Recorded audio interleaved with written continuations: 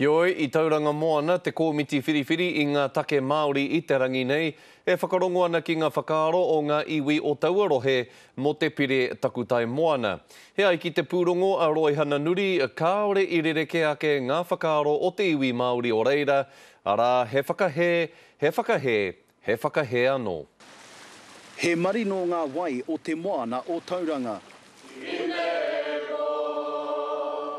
Engari, he kare te aruaru a ēnei iwi kia whai rangatiratanga rātau ki o rātau takutai moana.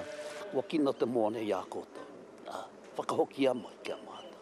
He kaha te whakahe a ngā iwi o Tauranga moana I te pire takutai moana hou. Kāre tērā pire I whakamanatia, I whakamanakitia I a tātou.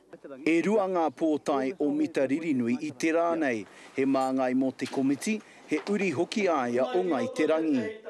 Mai rā te timatanga mai o ngā mahi o te komiti motuhake Māori, āhua uawana ngā mahi whakahaere I te mea rā kua I tai mai te nuinga o ngā pāke ka kewhero. E ai ki ngā iwi o tēnei kāinga I te tau ko 1860 neke atu I te 90 ngā eka whenua moana hoki I raupatungia e te krauna. Aha koa kei te whai ngā iwi nei I te huarahi ki te whakatau kokoraho, ko tā rātau ki te komiti, ki te kore te moana, ka kore he tauranga mo te iwi. Te wā I a tātou iwi e putu ana ki raro.